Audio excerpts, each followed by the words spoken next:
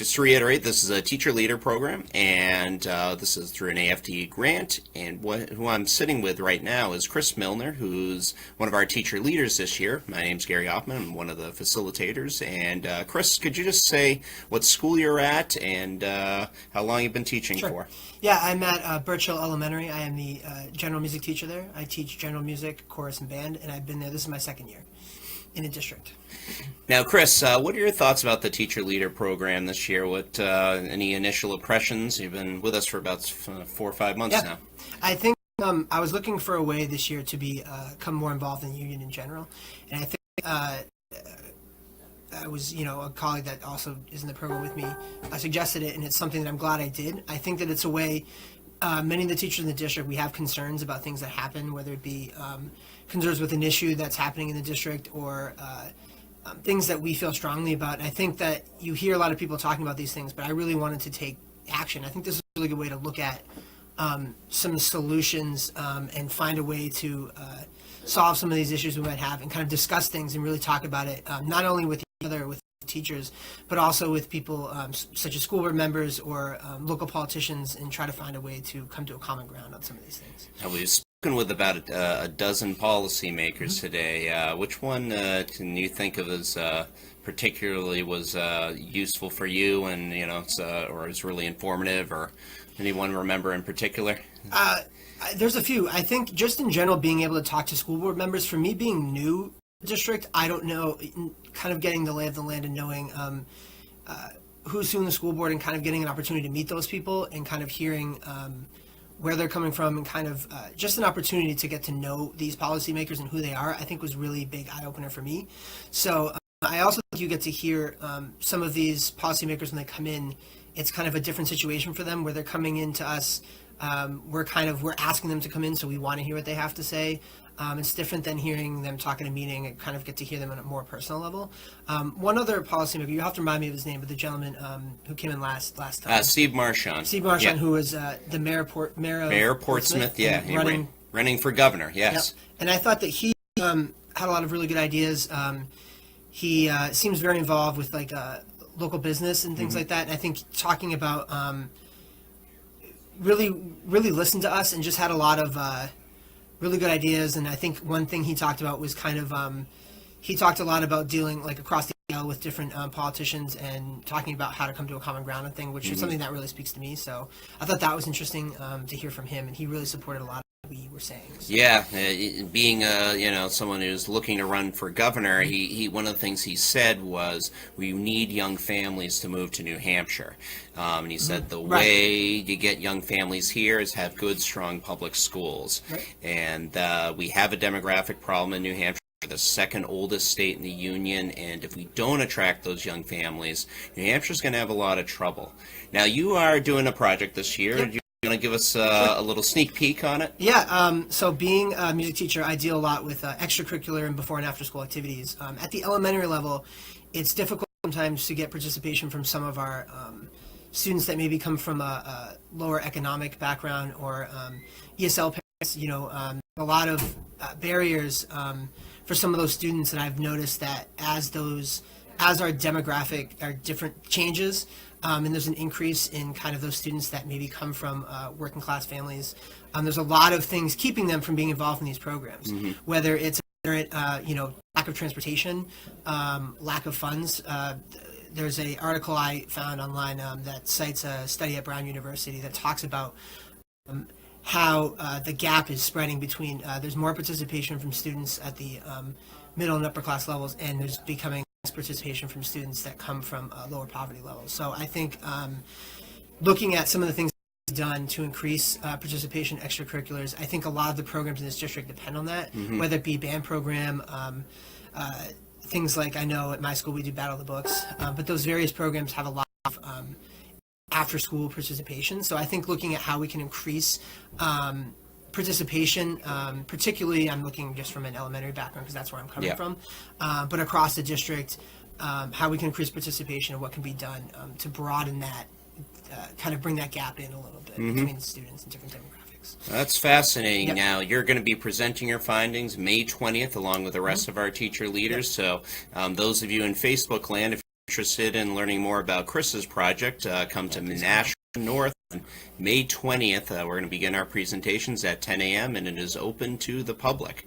So Chris, thank you so much for speaking with us. And if you could find me Sue Rouse, who's our next teacher leader, is going to talk, and I will continue to talk a little bit about the program. We did have some issues with the sound earlier, so just want to reiterate this program is to all members of the Nashua Teachers Union and the teacher and nurse bargaining unit. And we pay $1,500 for teachers to learn leadership and skills and work on a project of their choice. And we present them at the end, and we feed you, and it's one Saturday a month. And it's a really neat program, and you get to meet teachers from across the district. Now, Sue Rouse is for one of our teacher leaders this year, and she's at my school, Fairgrounds Middle School. Now, Sue, how long have you been teaching in Fairgrounds for? This is my 11th year at Fairgrounds. I'm a 6th grade science teacher and reading and writing teacher. Now, what are your initial impressions? You've been with the program for about 4 or 5 months. So what are your thoughts so far? I am really enjoying the program because it's giving me a greater perspective, a broader perspective than just the issues that impact our building and our students, but really more a district perspective. Yeah. Now, we've spoken with a lot of policymakers this year. I mentioned Chris, about 12 of them so far. Any particular one that has that really kind of interested you, what they were saying? Do you remember anyone in particular?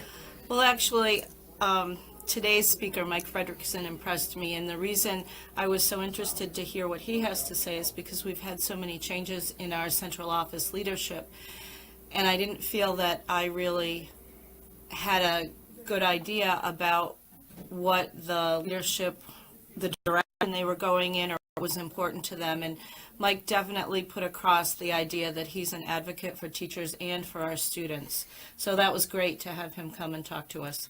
Yeah, no, Mike was fantastic, and Mike was able to come in on 3 days' notice. So we really, really appreciate Mike Frederickson. If you are watching this video, I just want to thank you, the Teachers Program, for stepping in and being our guest today. Now, Sue's doing a project, a writing intervention, correct? Right. Would you like to give us a preview of some of the stuff you're doing? Sure. Maria, Stephanie, and I are looking into how adding a writing intervention program would affect student success and learning. And what we're doing is we're looking at the data for some of the standardized tests that the district already gives, and we're creating our own database by collecting writing samples from our students. We really feel that over time the students' ability to write has declined. It certainly has in the 11 years I've been in the district. And we feel that there's a need for remediation, and that would impact their success in all of their classes. Yeah, there's certainly a need, and what Sue's doing is something called action research, which is something that we teach as a method that AFT teachers in the program how to use in their classrooms to collect really valuable information and data. And your group, you're working with 2 other teacher leaders, are really doing a fantastic job with it. Sue, thank you so much. Could you get our next teacher leader, Danielle? Absolutely. Thanks, Great, Gary. thank you. Danielle? All right, so this is Danielle Kramer, right? O'Keefe. O'Keefe. All right, why did I say Kramer? Someone else. That's my name. Oh, okay, because you're on Facebook and it comes Yeah, up it's got Danielle both. Kramer. All right, great. So Danielle, what school do you teach at, and how long have you been with the district? At Nashua North, and I've been there this is my 4th year. Now, what subject do you teach? English and drama. Drama. All right, great. So you've been with us for about 4 or 5 months. What are your initial impressions of the program? I'm really enjoying this program. It's a great space to be able to talk shop and to think about and problem solve around different issues that we find on our, in our day-to-day practice and our teaching, and just get the opportunity to think through that and possible solutions that doesn't really exist during the school day, during the week. Yeah. Now, we've spoken with a lot of policymakers this year. Is there one in particular that you learned a lot from? Steve Marchand from last month's meeting. He really had a lot of common sense solutions, in my opinion, regarding how we can help grow our economy through making sure that our school systems in the state are solid and desirable places other people want to raise their kids. Yeah, Steve really reiterated we need young families to move to New Hampshire, and without those young families, New Hampshire is going to be in trouble since we're the second oldest state, and so that really resonated with us as teachers. Now you're working on a project. Would you be willing to give us a sneak peek of what you've been doing? Yeah, so I've been looking into our leveling practices as a district and how we place students in their different levels of courses in middle school and at the high school level. So in foundations, extensions, and honors classes, how they end up where they are, and some potential changes in policy that might make this system work more effectively for students and for teachers. That sounds great. Now, if you're interested in learning a little more about Danielle's project, May 20th at 10 a.m., we're going to be presenting all these great projects at Nashua North, and it's open to everyone. Danielle, thank you so much for speaking of Facebook land. All right, great. So the next two teacher leaders that we're going to bring in are two veteran ones, Pat Johnson and Mark Fenlon. And I'm going to just kind of let them take it away. Pat's been with us for 3 years, and Mark's been with us for 2 years. Mark and Pat, what school do you teach at? How long have you been with the district, and what do you teach? We both teach at Nashua North. I teach civics, and I've been teaching for 11 years. I've been at North since 2002, and I teach English. Now, you guys have been with the program for a little bit longer. Now, what are your impressions of it? What do you like about it? Could you kind of give Facebook land a little your thoughts? Sure. I've been lucky enough to be part of this program for 3 years now, and the big takeaway is it's one of the best professional development programs I've ever been a part of. It really allows you to take control of an issue that you're passionate about and research it, and hopefully bring about some change. I agree with Pat, especially about the professional development part. It's been some positive stuff. And what I like about it best is the presentation you do at the end, where you can invite the policy members and administrators that actually can help implement those changes. And it's generally a very positive experience, and you can actually effectively get some positive things done and changed through the program. And the two of you know that the best because you actually got one of your teacher leader projects from a previous year actually implemented. Could you speak about that for a moment? Sure.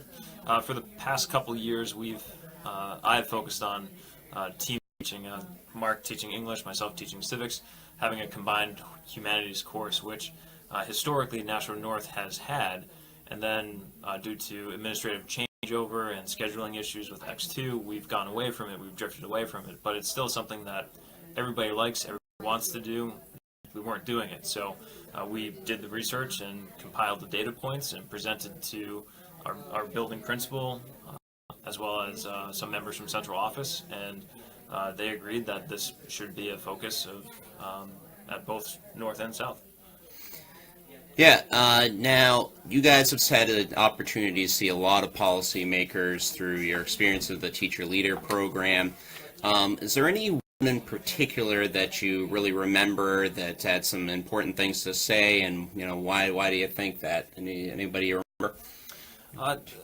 There's not one person that I want to speak about. I think consistently through the 3 years, just having all local policy makers, it's just good discussions to have. It's good to talk to the local Board of Education members that come to our presentations. Good to talk to, I think we had somebody from the state Department of Education come in. We've had candidates for mayor, previous candidates for governor. And it's interesting to get their perspective, and also for us to let them know what's going on in our own little part of New Hampshire. Yeah, it creates a less adversarial system where people feel more familiar and comfortable with each other. I know both Pat and I are more likely to go to the people who can create change now, as opposed to talking amongst ourselves or maybe to a department head. We know that the way to do it, and we also understand that often you have to keep fighting the same fight, because administration might change, and they may not be aware of it. So it's a process. It's not a one and done. Yeah, one thing we've found over the years is people really want to hear teachers' opinions, whether they're on the school board, whether they're a business leader, someone running for mayor, someone at the state. They want to know what it's like to be a classroom teacher, a guidance counselor, a psychologist, a nurse. They want perspective. And we've had the opportunity to speak to so many great people over the years, and it's really improved the union's relationships with some of these important stakeholders. Now, both of you are doing a project this year. Would you care to give us a sneak peek on what you're doing? Sure. So this year we decided to take a look at what goes on in between classes, things that go on in the hallway, and try to work with the administration team to try to help out. Mark, you want to speak to it a Right. little bit? We've had a lot of trouble with tardies and wanderers and all, and we're trying to both help with that problem, get kids in the classrooms where they belong, but also to give the administration a hand and try to clean it up to create a more positive school climate, and at the same time helping to build morale by drawing teachers into the process. We're still doing the research, and there are different ways to implement it, but it's a way to improve school climate and culture in a time of budget cuts. And we have kids with more needs. They're obviously poorer in the school district, and this is the way to do the most we can with the resources that we have. Great. Well, thank you so much, guys, for speaking today. And I'm going to go wrap this up now for Facebook Plan. So if you're a teacher, a guidance counselor, a nurse, special educator in the Nashua School District, we are going to be doing this program again next year. We just got approved by AFT to do it again. We're going to pay we're probably going to send those applications out around September, so look for it. And we're looking to pay people $1,500 to come in one Saturday a month and pick a project, something they're passionate about, to research and present to policymakers, and also get some leadership training, speak with the stakeholders, share your view, being a frontline teacher on the ground with other people, and also, just as important, meeting other teachers and other educators throughout the city. You know, sometimes we get a little isolated in our own buildings. So thank you so much for listening, and if you have any questions, feel free to contact the Nashua Teachers Union if you want any more information about this great program. Thank you.